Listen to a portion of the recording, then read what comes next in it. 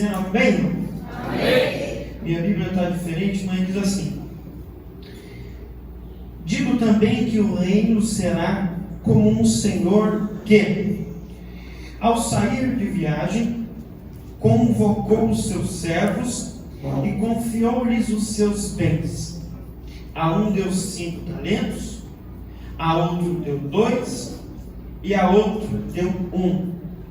Cada um conforme a sua capacidade pessoal, e em seguida partiu de viagem. Se assente dando glória a Deus.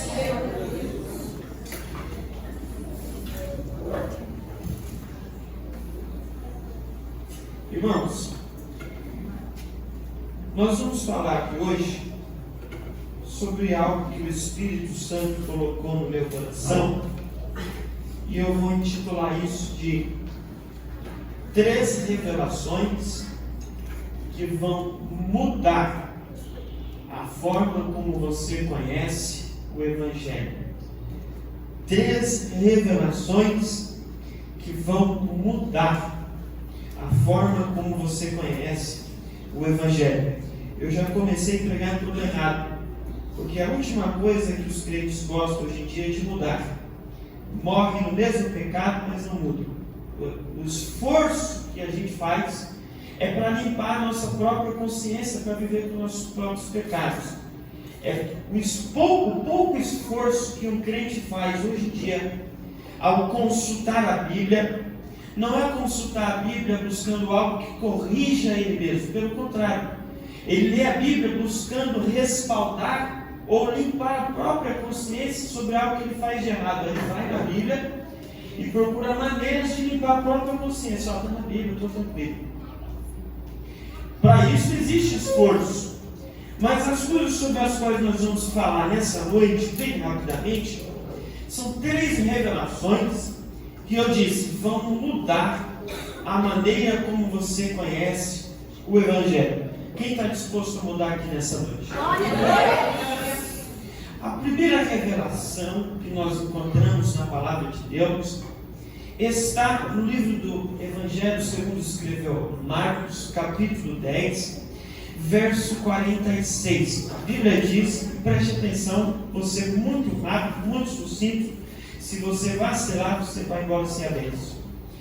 Marcos capítulo 10, verso 46. A Bíblia diz que Jesus está passando pela cidade e há um cego na beira da estrada, e ele está no lugar certo para quem quer mendigar, que é uma das ruas principais da cidade. E ele tem tudo que ele precisa para mendigar: uma capa que lhe dava identidade. Sem aquela capa, ele não podia mendigar naquele ponto. Ele poderia mendigar de maneira informal em outros pontos, mas naquele lugar específico foi lhe dado a graça, ou seja, a misericórdia de uma capa, e ele poderia, com esta capa, mendigar naquele ponto específico. Pois bem, naquele ponto onde ele estava, passava Jesus de Nazaré, e atrás dele uma multidão. Um dos grandes historiadores bíblicos da Igreja Adventista, o pastor Rodrigo Silva, disse que a multidão aproximada que seguia Jesus nessa oportunidade não era menor do que 6.000 pessoas. Então imagina aí Jesus passando naquela rua e em volta do Cristo 6.000 pessoas apertando Jesus. É difícil você ouvir o barulho de um som amplificado com 6.000 pessoas no ambiente. Quanto mais pessoas, maior a potência de um som amplificado, que dirá a voz de uma pessoa. Mas a Bíblia diz que quando aquele cego ouviu a multidão passar, ele teve certeza que ninguém poderia arrastar tanta gente assim se não fosse Jesus de Nazaré. E aí a Bíblia diz que ele gritou: Jesus, filho de Davi. Isso daqui chamou a atenção de Jesus, porque muitos andavam em volta de Jesus dizendo: ali Jesus de Nazaré, porque conheciam a favela onde Jesus cresceu. Mas o cego, que não podia ver, enxergou mais do que todo mundo, porque viu além da favela onde Jesus cresceu, viu o trono que Jesus iria se assentar. Jesus, filho de Davi, ou Jesus descendente do trono, ou Jesus rei de Israel, tenha misericórdia de mim. A Bíblia diz que alguns que rodeavam Jesus disse assim: cala a boca, rapaz, você não está vendo que tem uma multidão apertando ele não vai ligar para você, ele não vai te ouvir. Mas a Bíblia diz que o cego continuou gritando: Jesus, filho de Davi, tenha misericórdia de mim. Até que em um momento Jesus parou e disse assim: quem está me chamando? É um cego que está ali atrás. Jesus, não liga não. Não, como não liga não? Traz ele para cá. Os mesmos que disseram para ele: cala a boca, ele não vai te ouvir, foram lá no cego dizendo: ele te ouviu, vem para cá e eu te levo. Glória! E aí, chegando de frente para Jesus, está no texto, verso 46, e lançando mão da sua capa, foi ter com Jesus. É aqui o segredo. A primeira revelação que vai mudar a maneira como você conhece o Evangelho é que a primeira coisa que Jesus quer fazer com você é mudar a forma como você se enxerga. Por que eu digo isso? Porque a maior dificuldade dos lugares onde eu passo, quando eu converso com esse novo, falo com jovens, com adolescentes, é que eles se impõem sobre eles uma capa, olham para quem está cantando, olham para quem está pregando e começam a se comparar e colocam capa em cima deles. Definem a identidade deles segundo como a sociedade lhes diz que eles têm que ser, ou como o próprio ambiente da igreja diz como eles têm que ser. E aí escondem o dom que Deus deu baseado em como os outros são e não conseguem usufruir do que Deus colocou dentro deles. Então quando o cego chega de frente para Jesus, a primeira coisa que fez foi libertar ele da identidade que lhe deram e começou a dar para ele a identidade que Jesus queria que ele tivesse. Ele fosse cego, sem nada. O problema, irmãos, eu vou falar algumas verdades. O problema é que a gente começa, mesmo dentro da igreja, pastor, a colocar capa na gente. Saiu de membro, tomou um cargo, é uma capa. Saiu de membro do grupo, começou a reger o grupo, vestiu a capa, veste um personagem. A demagogia toma conta dele. Ele estava lá cantando hino, dava os pulos lá atrás, era um. Quando pega o microfone para cantar, é outro, fecha a cara. Você não sabe quem ele é. Perdeu a identidade. E não é desses que Jesus está atrás. Aquele que Jesus procura é aquele que quanto mais é exaltado por Deus, menos capa tem sobre ele. Menos coisa cobre ele. Menos coisa esconde ele. O cego percebeu que era muito melhor para ele mostrar quem ele era sem capa do que vestir capa e esconder suas fragilidades. O que Jesus quer de nós é que nós acordemos todos os dias chegando em Cristo e dizendo: não, Deus, eu quero este milagre hoje, este carro, essa casa, quero ser promovido e quero esse emprego. Mas você estudou? Não, mas eu quero. Então não vai ter. Cada dia mais removendo nossa capa. Cada dia mais abrindo mão da identidade que nós temos e adotando a identidade que Cristo tem para nós. Segunda revelação. Livro dos Reis, capítulo 17. A Bíblia diz que tem uma viúva e o marido morreu e o marido tinha dívida e deixou a dívida para a mulher. Presta atenção.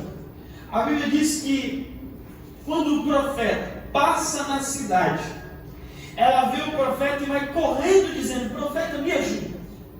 O que aconteceu? Meu marido morreu, ele tinha dívidas e deixou a dívida para mim, e agora estão querendo levar meus filhos embora como escravo para pagar a dívida.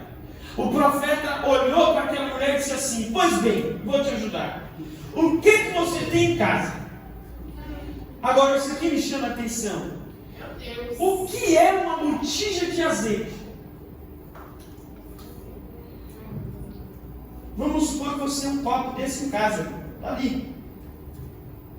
Está em casa.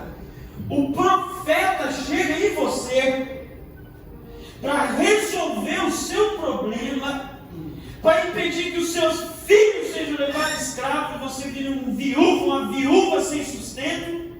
O que fez aquela viúva lembrar daquela botija em específico? Porque ela não pensou duas vezes. Quando o profeta chegou nela e disse assim: o que você tem em casa? Ela podia dizer: tem muita coisa. Meu Deus. Mas ela lembrou da botija de azeite e disse: eu sei o que eu tenho em casa. Uma pequena botija de azeite. O profeta olhou para ela e disse assim: pois bem, pega a botija de azeite que você tem, pega um vaso emprestado, o máximo que você conseguir, fecha a tua porta sobre ti e sobre teus filhos e começa a derramar a botija de azeite dentro dos vasos. E o profeta já disse que ia acontecer logo.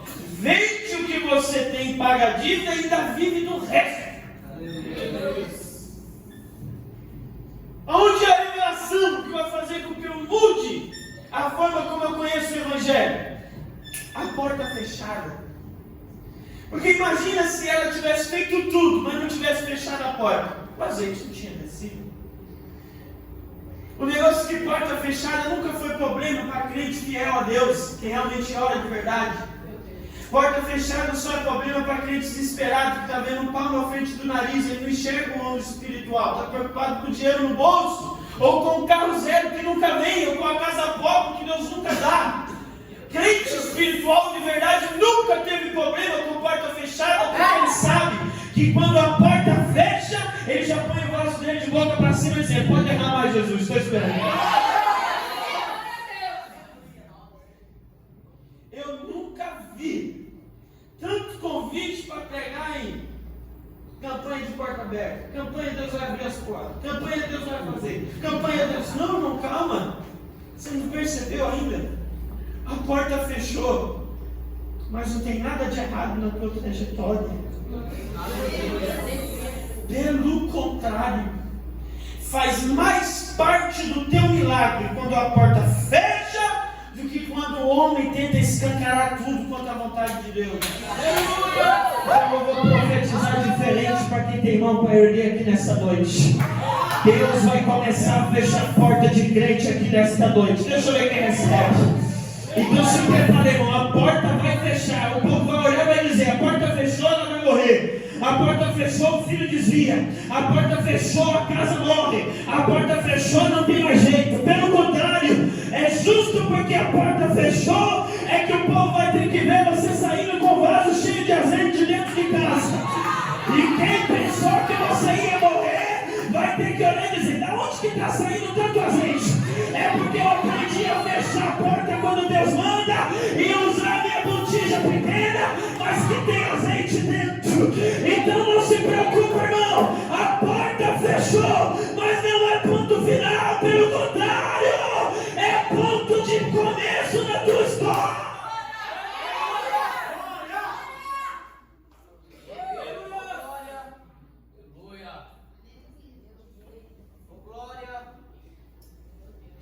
Porta fechada nunca foi problema para quem busca a solução da pessoa certa. Ah, mas está muito difícil as coisas, estava tudo tão bem, do nada. Esse do nada aí não quer te dizer nada, irmão. Do nada. Estava tudo correndo tão bem aí, do nada. Você me diz: os filhos do céu são mais prudentes do que o filho da luz. O crente entra na igreja dizendo: Senhor, eu quero esta porta, este emprego. Tem 500 mil ímpios estudando doutorado, mestrado, para passar na mesma vaga que o crente quer passar sem estudar. Aí o que tem de jovem agora, esse fim de semana: Deus me revela as respostas do Enem. Não revela, irmão, estude.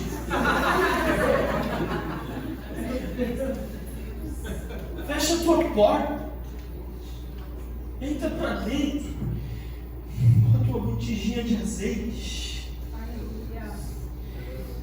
Às vezes é coisas pequenas que a gente não dá ligança, que a gente não percebe. Às vezes são detalhes, coisas pequenas, que é justo isso que Deus usa. Só o fato de você desligar o teu celular, sentar na tua mesa para comer, sair da frente da televisão, come na mesa com a tua família, olhando nos olhos dos teus filhos, são detalhes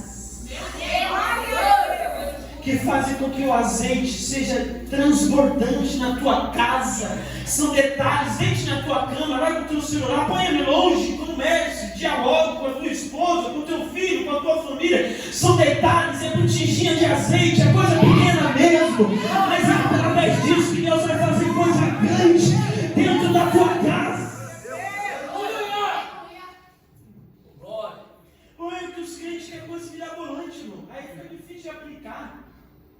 tanta coisa extraordinária que é impossível o crente pôr em prática. O que é um princípio? É um ponto a partir do qual vem todo o resto. Princípio. Se você abrir mão disso daqui, o resto tudo vai ser diferente. É preciso que você siga uma linha. A Bíblia é um manual de fé e prática. Como que você faz para dormir? 90% das vezes que a gente deita na cama para dormir, a gente não está com sono.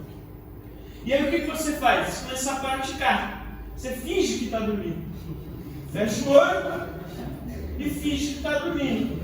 Aí o sono vem e pá! Só no outro dia.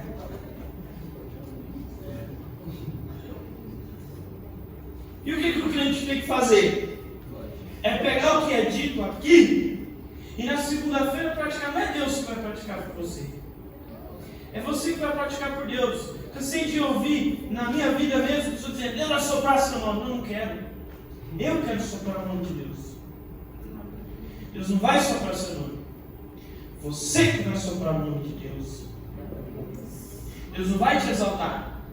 Você que vai exaltar Deus. Deus não vai te erguer. Você que vai erguer Deus. Eu falei que ia mudar a maneira como você conhece o Evangelho. O diabo tem pego o crente, irmão. É impressionante. O diabo usa a solução para causar um problema. Porta fechada para a viúva. Solução. Porta fechada para o crente de hoje. Problema. Ele está com a botija de azeite na mão. Está com o vaso, mas o vaso está de boca para baixo. Meu Deus. E ele querendo abrir a porta a todo custo. Quando na verdade Deus está dizendo: não, calma. Fecha a porta e deixa que eu faça o resto. Deixa a porta fechada. É que a rede social hoje quer que a gente exponha tudo para ganhar mais seguidores. Quando na verdade Deus não está afim de ser ganhar seguidores. Pelo contrário, Deus quer que você ganhe mais azeite. E às vezes ganhar azeite representa menos seguidores, menos curtida. Porque a gente fecha a porta. Quando eu tinha 9 anos de idade, a gente ia no monte. No outro dia não via foto de ninguém. Eu só sabia quem orava no monte, porque eu ia também. E eu não via em nenhum lugar, irmão. Aquele irmão ali, ninguém nem sabe, mas ele está armado agora todo no monte. Hoje você entra no Facebook, tem live no monte. A gente, é impressionante, a gente estuda toda semana, toda segunda-feira a gente estuda junto. E aí eu peço só para os irmãos fazer uma pose para a gente tirar um print da tela e postar, né? Olha, estávamos estudando tal dia.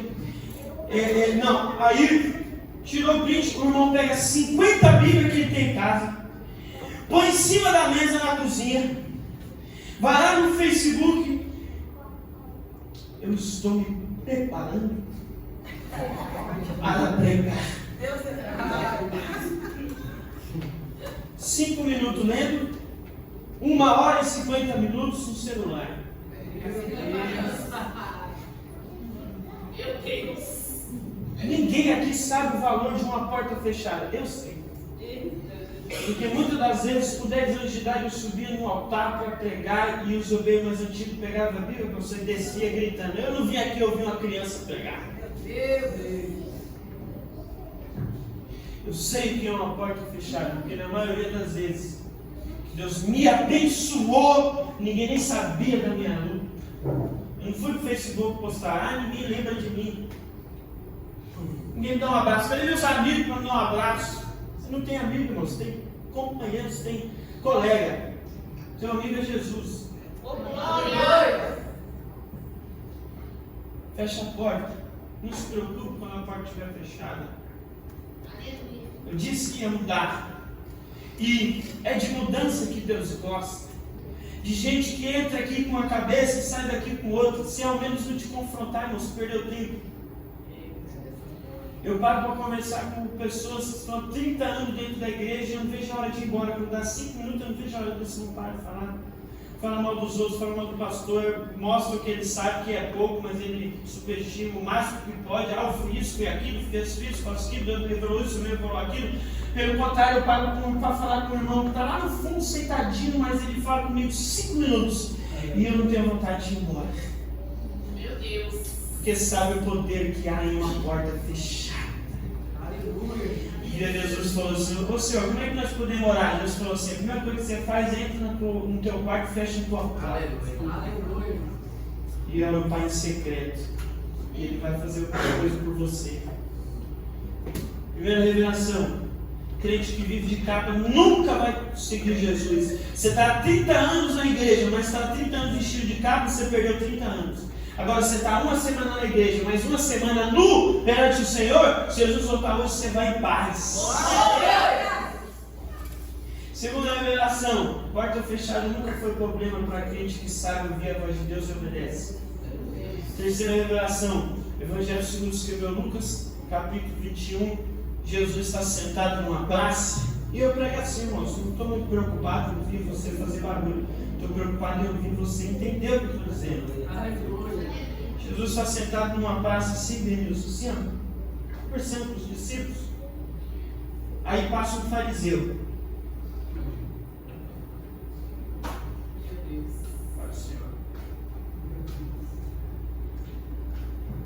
Tira foto. Jesus dá um toque nos discípulos e fala assim: tá vendo? Olha lá aquele cara ali. Cadê, Senhor? Aquele lá.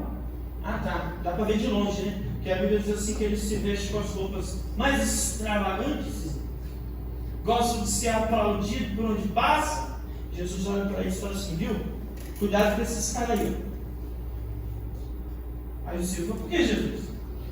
Ele se veste do jeito mais extravagante que consegue, gosta de ser aplaudido por onde passa, mas quando entra na casa da viúva, leva tudo que a viúva tem para não ficar com remorso, faz aquela oração bem longa, e Deus me revela, e revela o CPF, revela o RG, e é carro zero, é casa própria, e depois vai embora. Meu Deus. E o Senhor falou: meu Deus, como assim? Aí eles foram pegar a fila para ofertar, e Jesus disse: presta atenção. Aí lá na frente tem o gasofilácio, que é o caixote onde eles jogam a oferta, e o fundo é suspenso. Quando ele joga a moeda, meu pastor, cai no fundo e faz o barulho. Dependendo do barulho da moeda batendo no fundo do caixote, o povo sabia dizer se a oferta era boa ou se era ruim. Então, sabe, o fariseu nunca vai entregar qualquer coisa, porque ele não está entregando pela gratidão da entrega, ele está entregando pelo barulho que faz. Então ele vai lá no caixote, derrama a moeda, fez barulho, o pessoal fica: ai, que crente é você? Esse é um homem de Deus mesmo. Você é uma mulher de Deus. E tinha deles que pagavam pessoas para ficar em volta, para quando eles fossem ofertar, as pessoas puxassem os aplausos.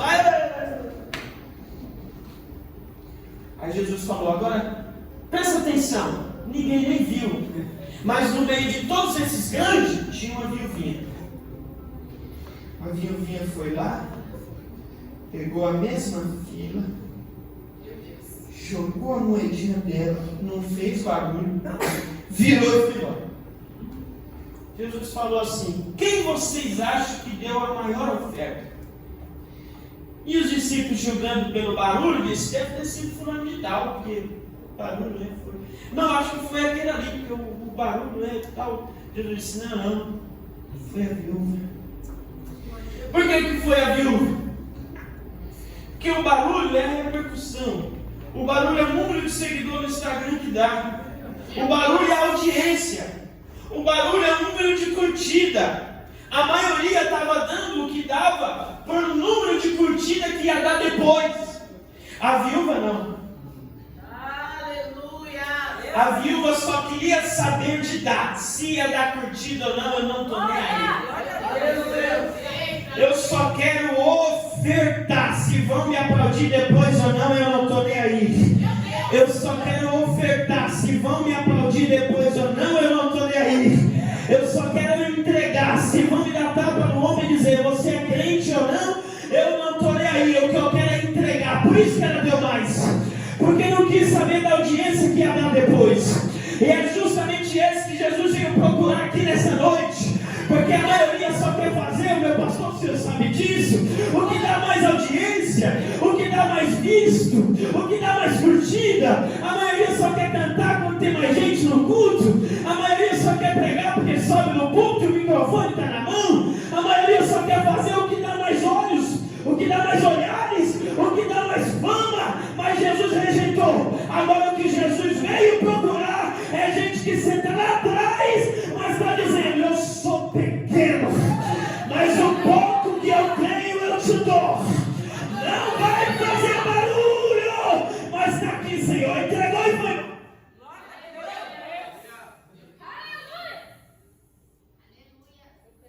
Eu digo por experiência própria, irmão. Eu tenho um compromisso com a minha igreja. Tem um pastor também. E aí, às vezes não posso ir em algum lugar, eu falo com algum amigo. Se não souber quantas pessoas tem lá, qual o valor da oferta, e se vai ter fotógrafo ou não vai.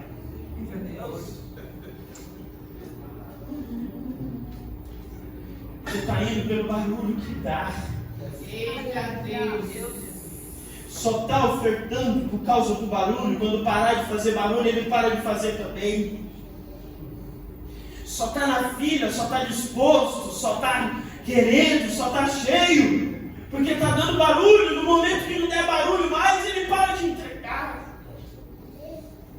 É por isso que Jesus está levantando gente que confunde a maioria. Porque não fala do jeito que todo mundo fala. Não se veste do jeito que todo mundo se veste. Não anda do jeito que todo mundo anda, não agrada no jeito de andar, no jeito de agir, é diferente. Ele confunde a maioria, confunde os hipócritas, confunde os demagogos, porque fala a verdade, porque Deus levantou, Deus revela coisa diferente, porque não está ligando para o barulho que dá. E é esse que Deus procura nessa noite. Não se preocupe com o teu jeito de andar, com o teu jeito de falar. Foi Jesus. A palavra nessa noite é: abre a tua boca e eu te encherei. Não é pelo barulho. É por isso que você vai morrer dependente de curtida no Instagram e no Facebook. Tem gente que acha que quando chegar lá no céu, o anjo vai dizer: mas quantos seguidores no Instagram você tem?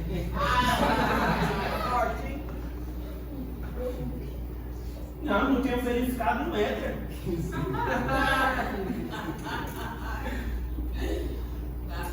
Não bateu 5 mil amigos lá no Facebook. Não está no céu. Já percebeu uma dificuldade tão grande de fazer coisas que ninguém está lá para ver? É uma dificuldade tão grande de fazer coisas que não tem ninguém lá para dar um tapinha nas costas. Engraçado que motivação teve ao contrário para os 3 jovens lá na Babilônia. Porque a Bíblia diz assim: quando tocar a música, todo mundo se prostra. E tem gente que acha que a Bíblia é igual ao TikTok, todo videozinho tem uma trilha sonora. E acha que a Bíblia é assim também. Quando a mulher no trabalho pular em cima dele, está escutando um anjinho, cabelinho amarelinho, brotar na frente dele e dizer: resisto, meu filho. Aí vai chegar aquela luz, aquele vento balançando os cabelos dele e vai dizer: amém, Senhor. Pelo contrário, quando o diabo arrancou tudo de jóia e ele estava prestes a murmurar, o que foi que Deus disse? E a música só tocava até se postar. Quando eles ficaram de pé, parou a música, não teve anjinho, não teve cabelinho enroladinho, não teve trilha sonora, não teve nada. Só uma multidão olhando para eles dizendo: ajoelha aí, rapaz, você está doido? Ajoelha aí, não tem nada a ver, seu pai não está vendo, sua mãe não está olhando, sua esposa não está aqui para ver, seu marido também não está aqui. Se ajoelha aí, não tem nada não. Deus conhece seu coração.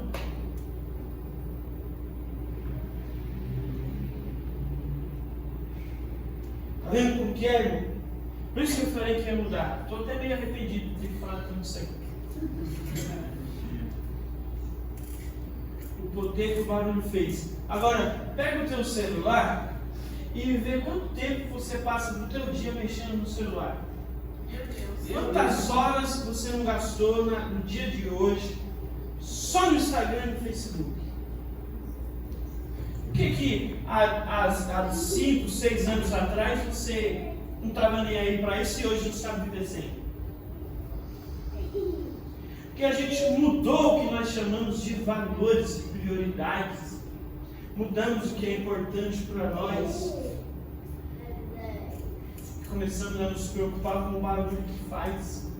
O crente não está mais satisfeito em vir para a igreja, levantar a mão e dar glória a Deus, porque Jesus tirou ele da cachaça, da bebida, do cigarro, da mentira, da procrastinação. Não, Jesus tem que salvar ele, tem que pôr o nome dele nos cartazes, tem que dar seguidor no Instagram para ele, tem que soprar o nome dele, tem que dar o melhor carro, a melhor casa. Aí quando chega um mais na família, ele se dobra e fala: Jesus não me ama mais.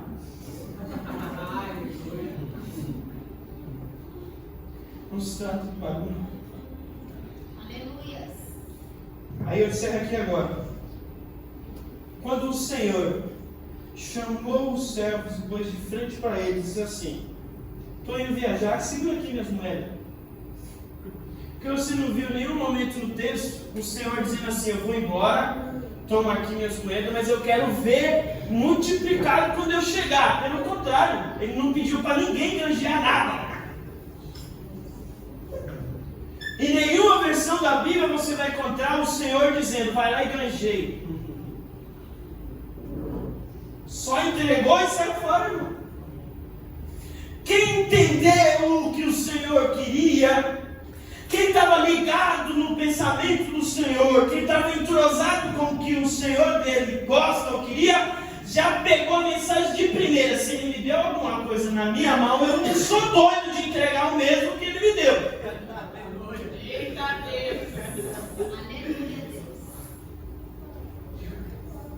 E por que o que teve 5 granjeou gerou mais 5? O que teve 2 granjeou gerou mais 2? E o que teve 1 não granjeou nada? Porque ele foi o único que se comparou com os outros. Ah, ele tem mais do que eu, ele tem mais do que eu. Ah, Deus não me ama mais. Meu Deus. Ele não compreendeu que a mensagem era sobre granjear, independente do que você recebeu. Granjeie. Multiplique. Minha irmã não tem dom para nada. Quando canta o desafio, vai dar uma salvação, se enrola. Mas quando ela dobra o joelho para orar, Meu Deus. a família inteira se lembra da oração que ela fez. Porque quando ela dobra o joelho para orar, parece que Deus senta do lado e começa a notar. Quer dizer, ela podia ter se comparado com todos nós da família e ter dito: Deus não me deu o que deu para ele, ele ganhou mais do que eu,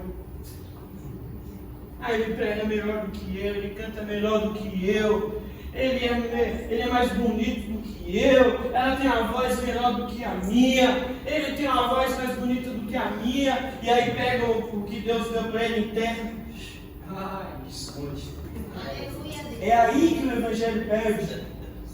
Gente covarde que olha para o lado e acha que Deus gosta mais de um porque deu mais para um e gosta menos de você porque deu menos para você. Pelo contrário, o que Deus te deu é o mesmo propósito que Ele tem para quem Ele deu mais. Ele só quer ver sendo multiplicado. Ele só quer ver você pegando o que Deus te deu e faça alguma coisa. Se movimente.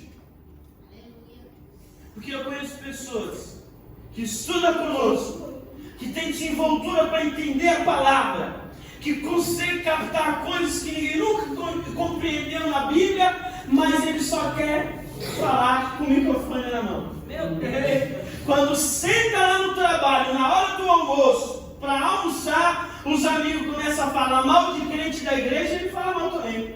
Meu Deus! Para que serve um cara desse na igreja? Está fazendo o contrário. Está quebrando a perna dos jogadores nossos.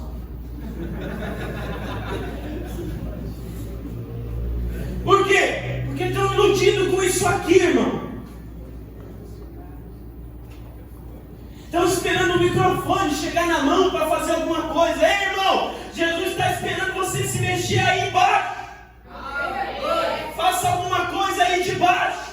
Na oportunidade você tiver, com 1, com 2, com 3, com 4, com 10, com 20, com 1000, faça alguma coisa somente. Se Deus te deu 10 ou 2 ou te deu 1, faça alguma coisa, por favor. Dá uma olhada para o seu irmão e fala para ele assim: só faz alguma coisa. Pergunta para ele: quantos talentos você ganhou? Eu ganhei um só, e se eu vacilar, eu não consigo ganhar nem metade desse um. Pergunta de novo: quantos talentos você ganhou? Responde para ele agora: não interessa. Eu só quero saber que você multiplica pouco que você ganhou. Ah, mas a minha voz é desafinada. Jesus afina. Ah, mas eu não sei tocar nada. Jesus ensina. Ah, mas eu não consigo compreender nada. Somente abra a tua boca e a palavra Deus coloca. Mas granjeia alguma coisa. Multiplica o que Deus te der.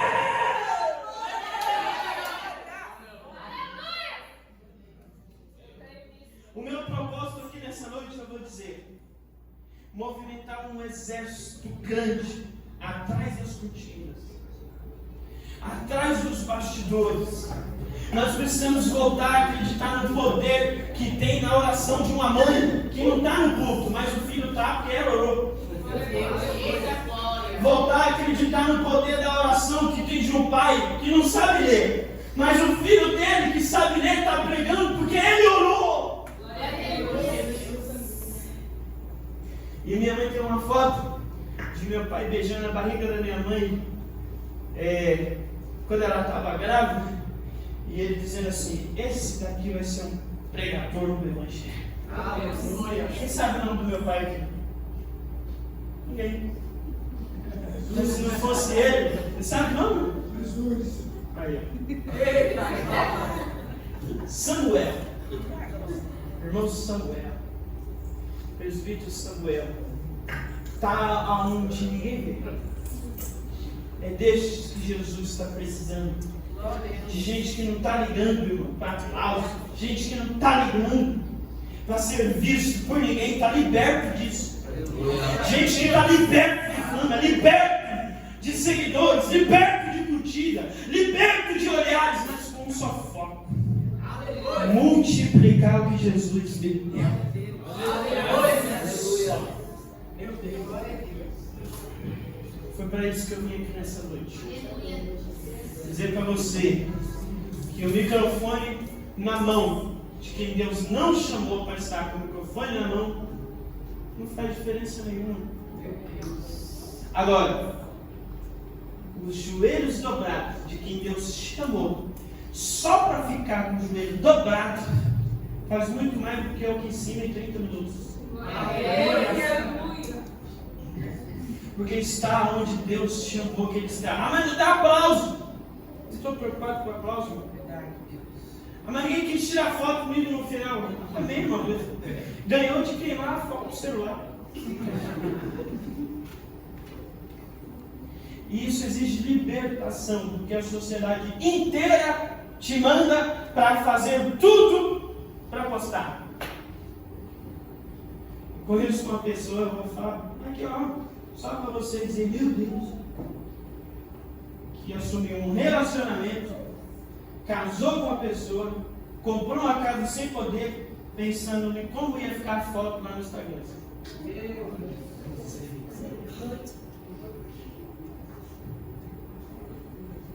Quando não trouxe o número de seguidores no Instagram que ela imaginava, terminou o casamento.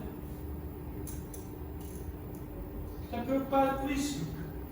E os pregadores, os cantores, os músicos, né, mestre? Os músicos, os pastores, estão preocupados com isso. E perdem de pregar a verdadeira mensagem, porque a verdadeira mensagem do Evangelho não traz fama para ninguém. Pelo contrário, a fama que traz é de morto. Que seguidor que teve Pedro? Que final que teve Pedro? Cruz de cabeça para baixo. Que final que teve Tiago? Jogado de cima do templo, se espalhou lá embaixo. E o povo andou por cima dos restos dele. Que final que teve Filipe? Arrastado pela Alexandria vivo, e foi deixado os pedaços dele para as aves comerem. E você dá uma saudação à igreja e quer que todo mundo te beije. Não está errado, A gente só fala bem de Ana hoje que alguém escreveu e ficou pra gente. Mas Ana morreu sem ganhar aplauso nenhum. Olha que mulher de Deus que foi Ana. Mulher de oração. Ninguém postou uma foto de Ana dizendo nada.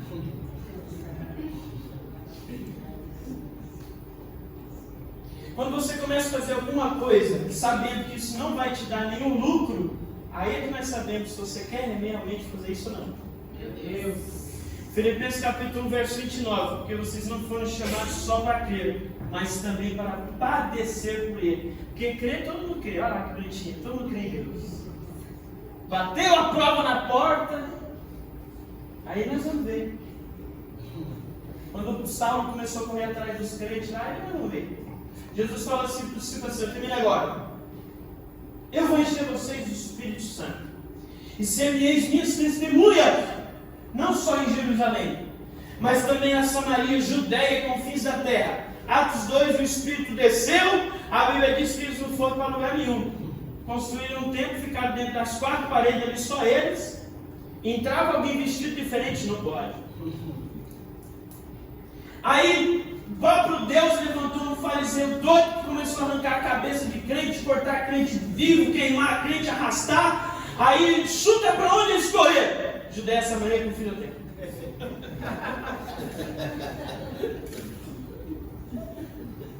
Fique de pé, por gentileza.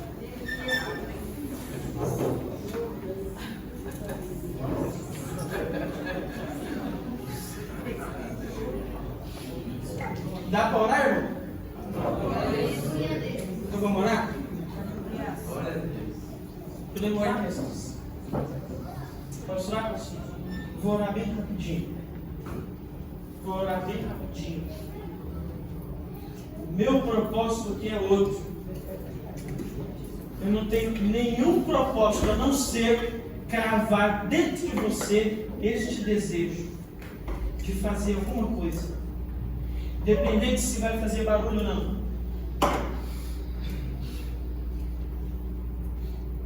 De fazer alguma coisa. Independente se o irmão do lado faz algo maior do que você faz. Na igreja só existe 2 volumes, nós e Deus. Pronto. Mais você cante mais bonito. Você está no mesmo nível que eu. Aleluia. Mas se você pregue melhor, você está no mesmo nível que eu. É nós e Deus. Eu vim nesta noite com um propósito, cravar dentro de você o desejo de só fazer alguma coisa para Deus. E eu sei o poder que tem isso, irmãos. Alguém que senta na mesa do almoço no trabalho e ele não consegue ficar quieto enquanto ele não cutucar alguém e dizer: o culto ontem foi maravilhoso. Ele não consegue ficar quieto dentro do ônibus. Como que é seu nome, querido? Jesus chama demais. Ele não consegue ficar quieto dentro do trem lotado. Alguém pisa no pé dele enquanto um xingava e diz: não fique em paz, querido, Deus te abençoe. Alguém que tem um propósito dentro dele cravado, que quando ninguém está olhando, ele é a mesma pessoa. Alguém que entende o propósito, que quando ele está sozinho, Deus também pode ver o que ele acessa no computador. Cravado dentro de você o propósito, que Jesus também pode assistir o que você assiste no teu celular trancado dentro do seu quarto. Sem ninguém olhando. É assim que se forma crente de verdade. Um propósito. Aleluia, Deus. Por mais que termine como você não imaginava, sem os aplausos que você esperava, sem as curtidas que você esperava, sem as fotos que você esperava que tirassem de você, sem os elogios que você esperava que te desse, qual que é o teu propósito? Vai na fé, irmão. Jesus é contigo. Aleluia. Quantos desejam este propósito nessa noite? Feche seus olhos. Me ajuda aí, mestre, com esse teclado abençoado. Dá um sol aí para mim. Feche os seus olhos. Feche os seus olhos de verdade. Se for para fingir, você pode ir embora agora. Não tem problema. A não ser que você tenha vindo aqui para fingir que está orando, mas está querendo mesmo. Feche os seus olhos. Feche os seus olhos. Passei alguns minutinhos, me perdoa, mestre. Vou orar bem rapidinho, tá, meu pastor? Feche os seus olhos. E comece a orar. Comece a dizer: Senhor, eu sei que o que eu faço para a sociedade não faz barulho. Eu sei que o que eu faço é tirar minha capa e viver nu perante o Senhor, acordando e mostrando minhas fragilidades, acordando e mostrando os meus erros, acordando e admitindo minhas sujeiras, acordando e admitindo minha podridão, mas vivendo curado por Ti. Comece a orar dizendo: me envolva com um propósito. Eu não preciso de um propósito grande, eu só quero um propósito. Eu faço tudo. Quando a Bíblia diz são tantos como a areia da praia, não é gente que está no palco para todo mundo ver, é gente que está nos bastidores que ninguém conhece, que ninguém viu, que o nome dele não está nos outdoors, mas quando o Espírito abriu o livro da vida, o nome dele